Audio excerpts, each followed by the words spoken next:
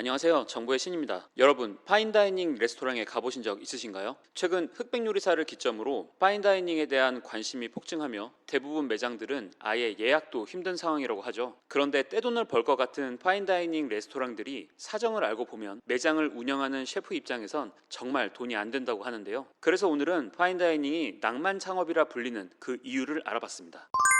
파인다이닝은 고급 음식과 서비스 경험을 제공하는 레스토랑 문화를 의미합니다. 일반적으로 미식 취향을 가진 고객을 대상으로 하는 고가의 식당들을 뜻하죠. 파인다이닝의 기원은 유럽의 고급 레스토랑 문화와 깊은 연관이 있습니다. 19세기 프랑스에서 시작된 파인다이닝은 특히 귀족 사회에서 발전했고, 식사가 단순한 연회나 외식에서 벗어나 예술적이고 세련된 경험을 하는 것으로 만든 것인데요. 20세기 중반에 들어서면서 미국을 비롯한 다른 국가에서도 파인다이닝 문화가 확산되었고, 각국의 특색이 반영된 고급 레스토랑들이 등장하게 되었습니다. 국내에서는 2016년 11월 미슐랭 가이드 서울이 발간되며 파인다이닝에 대한 관심이 생기기 시작했고, 최근 흑백 요리사 신드롬에 관련 검색량이 급상승했습니다. 실제 네이버 데이터랩을 보면 파인다이닝 검색량 지수는 9월 중순부터 약 20배 이상 급증했는데요. 식당 예약 앱인 캐치테이블의 주간 활성 이용자도 9월 첫째 주 53만 명에서 마지막 주에는 76만 명으로 43% 이상 증가했고, 캐치테이블에서 발행한 흑백 요리사 출연 셰프 식당들의 트렌드 리포트 자료를 봐도 관련 식당의 검색량이 방송 이전보다 무려 74배나 상승한 것으로 나옵니다. 9월부터는 파인다이닝 매장들의 매출도 급상승한 것으로 보이는데요. 60대 이상의 이용 비중이 가장 높지만 20대와 30대의 비중도 최근 급격히 증가했네요. 그럼 파인다이닝 코스 요리의 가격은 어느 정도일까요? 가격이 천차만별인 파인다이닝이지만 보통 런치는 최소 5만 원부터 디너는 최소 10만 원대부터 시작됩니다. 그리고 비싼 곳은 디너 코스가 50만 원대에 달한다고 하죠. 흑백요리사 심사위원으로 출연해 주목받은 안성재 셰프의 모수 서울은 운영 당시 런치가 21만 원, 디너가 37만 원이고 와인 페어링이 5잔 기준 18만 원이어서 디너 코스에 와인을 곁들이면 50만 원이 훌쩍 넘어갔다고 합니다. 정말 헛소리가 나오는 비싼 식사 가격인데, 가격이 이렇게 비싼 이유는 식재료의 품질과 요리법의 창의성 때문이라고 합니다. 파인다이닝 레스토랑에서는 최상급의 식재료만을 사용하는데요. 희귀한 수입 식재료를 비롯해 신선한 농산물, 최고급 해산물들이 주 재료인지라 일반적인 식당의 식재료와 비교할 수 없는 비용이 들어간다고 합니다. 아무리 그래도 이렇게 객단가가 높으면 매출도 높을 것이고, 최근에는 매장 예약도 힘든 걸 보면 장사도 잘 되는 것 같은데 파인다이닝은 왜 돈이 안 되는 걸까요?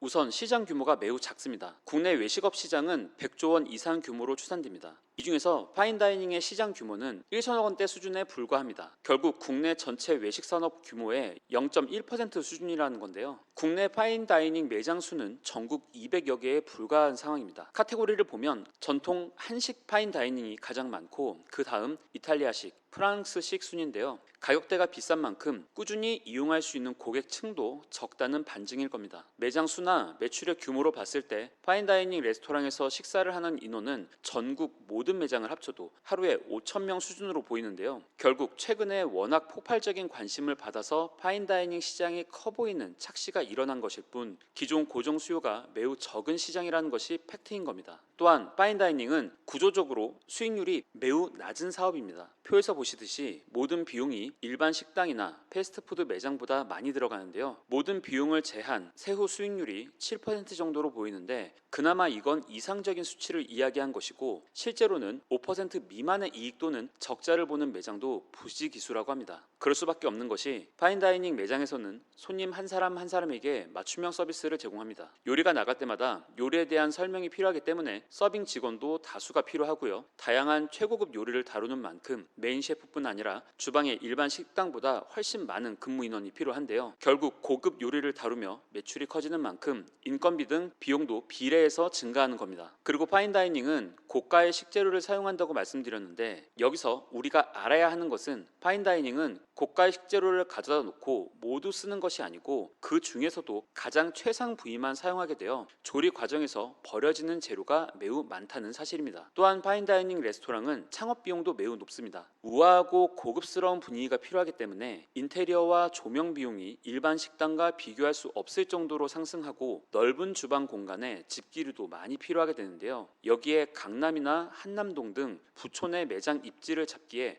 임대료 부담도 매우 큰 형태입니다. 흑백요리사 심사위원으로 큰 인기를 얻고 있는 안성재 셰프가 운영하다가 올해 초 휴업에 들어간 모수도 한남동에서 매장을 운영하다가 곧 이태원에 재개점할 예정이고 현재 여러 기업과 협업을 논의 중이라고 하죠. 국내 유일의 미슐랭 3스타 안성재 셰프의 모수가 문을 닫았다가 다시 여는 사연은 뒤에서 좀 더 자세히 설명드리겠습니다. 아무튼 이번 흑백 요리사를 보면서 미슐랭 스타에 대한 관심도 많아지신 걸로 보이는데 시청자분들 중에서 미슐랭 가이드 그리고 미슐랭 스타에 대한 정확한 정보가 없으신 분들을 위해 잠시 설명을 드리자면 식당, 호텔 정보를 다룬 미슐랭 레드 가이드는 아시아에서 네 번째로 대한민국 서울편이 2016년 11월 7일에 공개되었습니다. 미슐랭 가이드는 프랑스 타이어 제조업체 미쉐린이 매년 봄 발표하는 식당 및 여행 가이드인데요. 국내에서 흔히 미슐랭 가이드로 지칭되나 한국 지사에서 사명을 미쉐린으로 정함에 따라 자연스럽게 공식 명칭도 미쉐린 가이드로 결정되었는데 그럼에도 회사의 발음과는 달리 한국 사람들은 여전히 타이어는 미쉐린, 식당 가이드는 미슐랭이라고 부르는 경우가 많은 상황입니다. 결국 대부분 미슐랭이라는 용어가 더 익숙하실 것 같아 오늘 영상에서는 미슐랭 가이드로 녹음됨을 말씀드리고요. 이 미슐랭 가이드는 요리 재료의 수준, 요리의 완벽성과 창의성, 가격에 대한 합당한 가치 등을 기준으로 평가원이 자신의 신분을 밝히지 않고 평가하는 것으로 알려졌는데요. 원스타는 요리가 훌륭한 식당, 투스타는 요리가 훌륭해 멀리 찾아갈 만한 식당, 쓰리스타는 요리가 매우 훌륭해 특별한 여행을 떠날 가치가 있는 식당을 의미합니다. 그럼 국내의 미슐랭 스타 레스토랑은 얼마나 있을까요? 2024년 기준 미슐랭 가이드 서울의 스타 레스토랑 수는 3스타는 1개, 2스타가 9개, 1스타는 23개가 있습니다. 결국 국내에 30여 개의 레스토랑만이 미슐랭 스타를 받은 만큼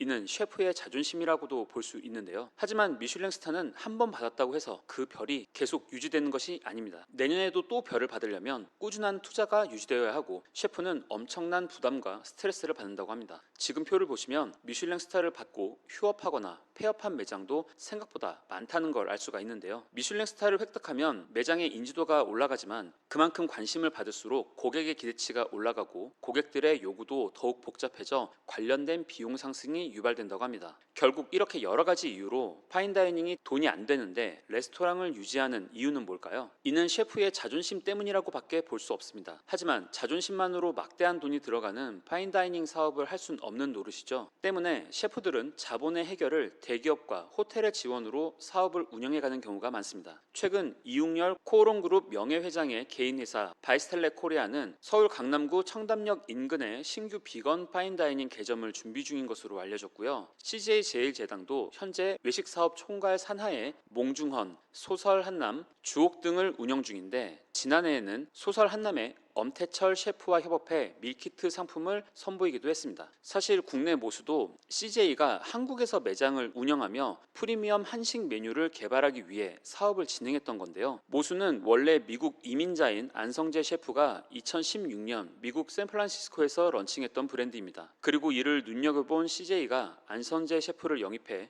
2019년 한남동에 매장을 오픈하며 사업을 진행했습니다. 이후 모수 서울은 2022년 미슐랭 3스타를 획득했지만 CJ와 안성재 셰프 간의 계약 기간이 끝나면서 향후 운영에 대한 의견 대립 등으로 인해 올해 초 매장 운영을 중단했던 겁니다. 이외에 풀무원과 농심도 각각 퓨전 한식 레스토랑 플랜튜드와 비건 파인다이닝 포리스트 키친을 운영 중일 정도로 대기업의 파인다이닝 사업 진출이 활발한 상황인데요. 그럼 대기업들이 돈도 안 되는 파인다이닝에 진출하는 이유는 뭘까요? 대기업은 파인다이닝을 안테나샵으로 활용해 비건 식품 등 다양한 제품을 테스트하고 브랜딩을 통한 여러 부수 효과를 노리는 투자 관점에서 접근하는 거라고 보시면 됩니다. 또한 파인다이닝을 통해 고급화된 이미지를 기업과 상품에 적용하기 위해 런칭하는 경우도 있다고 하네요. 또한 호텔 안에 미슐랭 스타 레스토랑이 있는 경우들도 많은데요. 고급 호텔 등에서 파인다이닝을 유지하고 있는 이유 또한 대부분 파인다이닝 자체로 매출을 올리기보다는 영업 마진을 좀 포기하더라도 호텔의 평가를 높이기 위해서이며 그 외에도 마케팅 효과가 있어서 사업 브랜딩과 기타 숙박 연계 프로모션 등이 용이하기 때문으로 보여집니다. 사실 고급 코스 요리 형태의 높은 가격대로 일반 소비자들에게 접근성이 낮고 사업성이 낮아 죽어가던 파인다이닝을 흑백 요리사가 심폐소생시킨 걸로 보여지는데요. 스타 셰프 최현석도 그동안 본인의 레스토랑으로 번 것보다 방송과 밀키트 사업에서 번 수익이 더 많다고 할 정도였으면 말 다 한 거겠죠. 파인다이닝이 돈이 안 되는 이유를 앞서서 몇 가지 말씀드렸지만 저는 가장 핵심은 굉장히 낮은 회전율에 있다고 봅니다.